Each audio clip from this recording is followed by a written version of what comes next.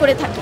তো বলছে 3 জন আর 5 জনের এই বৈষম্য কীভাবে দূর করবে ম্যাম এটা ভাবতেছিল। তো ভাইয়া আমি ছাত্র দলের কর্মী হিসেবে আর আমাদের ভাইয়া মানে এনসিপি আমাদের ভার্সিটির এনসিপি একটা অবস্থান কর্মসূচি করছে গতকালকে। সেখানে দাবি জানাইছে যে প্রভোস্টের পদত্যাগ কেন? কারণ হচ্ছে যে প্রভোস্ট ছাত্রলীগের বিরুদ্ধে ব্যবস্থা নিচ্ছে, এজন্য প্রভোস্টের পদত্যাগ চাচ্ছে।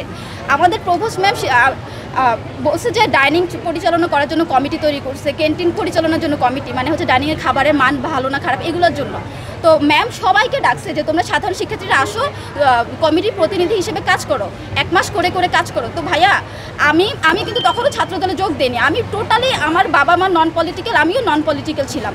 আমি জুলাই আন্দোলনে একজন সমন্বয়ক ছিলাম এবং আমার ভার্সিটির বর্তমানে যে এনসিপির নেতা, সেই নেতা সহ আমরা এই যে রিফাত রশিদ, হান্নান মাসুদ, আসিফ মাহমুদ সবার সাথে জুলাই আন্দোলনে সমন্বয় করে যুদ্ধ করছি। তারপর ভাইয়া আমি যেহেতু আমি নন পলিটিক্যাল এবং আমি কখনো অন্যায়ের সাথে আল্লাহর রহমতে আপোষ করি না। তো আমি সিদ্ধান্ত নিচ্ছি আমি যেহেতু মানে ফ্রন্টে থেকে আমি দেশের জন্য কাজ করব। তো সেই ক্ষেত্রে আমি বলছি যে ঠিক আছে আমি মানে যে কোনো একটা রাজনৈতিক দলে যাব।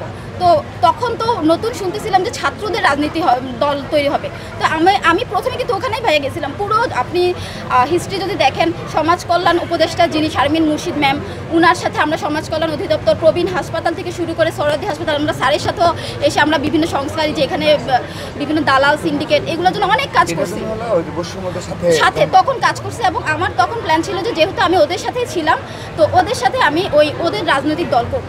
পরবর্তীতে ভাইয়া আমি ঢাবির টিএসসিতে পুরো আগস্ট মাস গেছি ভাইয়া। ওখানে যাওয়ার পর দেখলাম কি রিফাত রশিদ, হান্নান মাসুদ, আমাদের যে হোয়াটসঅ্যাপ গ্রুপ ছিল জুলাই মাসে, যেটাতে আমরা হাসিনার বিরুদ্ধে সব পরিকল্পনা করতাম, সেই গ্রুপে এই যে ভাইয়া কখন আমাদের প্রোফাইল পিকচার লাল হবে সেইটা আমি যদি জাস্ট একটা ছোট্ট সংক্ষেপে বলি, সেটা হচ্ছে যে রিফাত রশিদ বলছিল আমাদের হোয়াটসঅ্যাপে কল হইতো, মানে গুগল মিটে কথা মানে হইতো, মিটিং হইতো।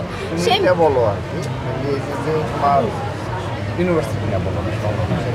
তো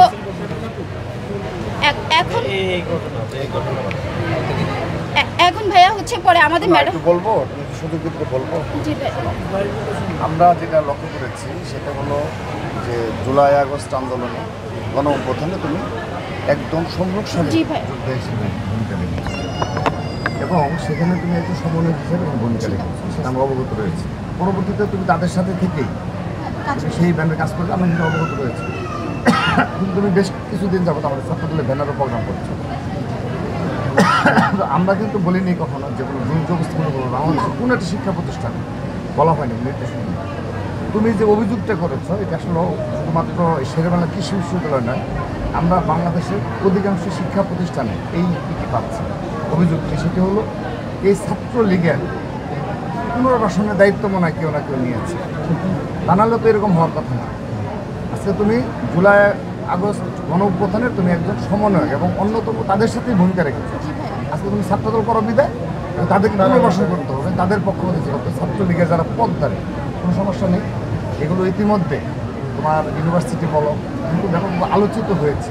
প্রথম ঘটনাটা মব ক্রিয়েট করা হয়েছিল, পরবর্তীতে জেনারেল স্টুডেন্টরা ওটাও জেনারেল স্টুডেন্ট কান্না করো না, জেনারেল স্টুডেন্টরাও এটা জেনে গেছে যে রিয়েল ঘটনাটা কারা পুনর্বাসনের দায়িত্ব নিয়েছে। এটা তোমার কথাতেই ছাত্র সমাজের কথা স্পষ্ট হয়েছে। যারা হলে থাকে, যারা রয়েছে তারা অবগত রয়েছে যে কারা তাদের শেল্টার দিচ্ছে।